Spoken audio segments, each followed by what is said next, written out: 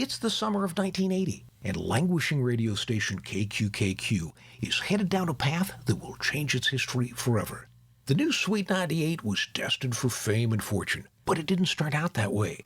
The beginnings were very humble, in a rundown building at 36th and Broadway in Council Bluffs. It was in a rough part of town. It was right across from a bar. There's always lots of police activity across the street. But in a short time, that all changed. You wanted to be around. It was so much fun. Indeed, the evolution of that station from worst to first has to be one of the best rags to riches stories of the Metro. Back. Step into our time machine.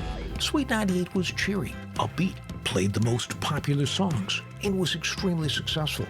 Prior to the switch to Sweet 98, the name was similar, KQ98, but the progressive rock format was very much different. KQ98 was the unsweet 98. But think of it as anti-top 40. It was a very low-key, just very simple. Good evening, and here's Led Zeppelin. Album-oriented, progressive rock, KQ98 had a big audience of young adult males. But there weren't enough sponsors willing to buy advertising to reach that audience to make the station profitable. That category of people didn't necessarily have a lot of money or spend a lot of money, so it may not have worked all that well. Times were tough, and a major change was necessary. Owner John Mitchell hired Bill Cunningham, first as a consultant, then as general manager of the entire operation.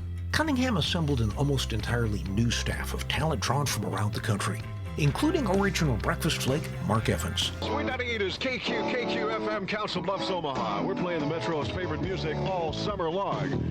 Before 8 with the Breakfast Flakes. Mark and Dick, rock and roll. The other half of that morning team was one of just 3 staffers held over from the past. That was Dick Warner. Sweet 98 is KQKQ-FM, Council Bluffs, Omaha, with more music and better variety.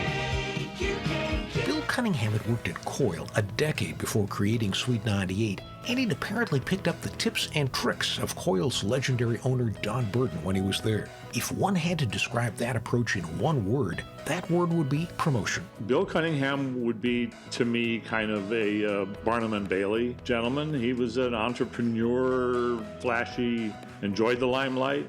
He was a salesman with entertainment flair. Cunningham teased something big was coming. There's something that's really exciting brewing. It's going to be a killer. Mr. Cunningham was teasing the $98,000 lineup. That was our big promotion to wrap up the first year. It was very simple.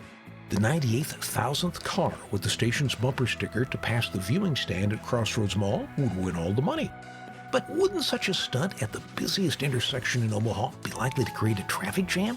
You bet it did. And Mr. Cunningham thoroughly loved every bit of the publicity it created. So after 40 years in the doldrums, why was Sweet 98 such an instant hit?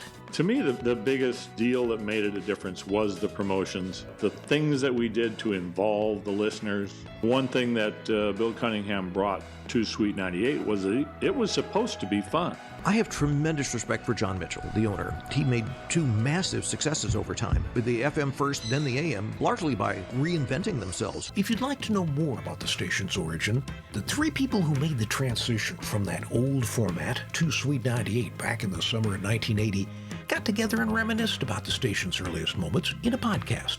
It's called Sweet 98 Rock the Metro, and you can find it at accidentallyhistoric.com.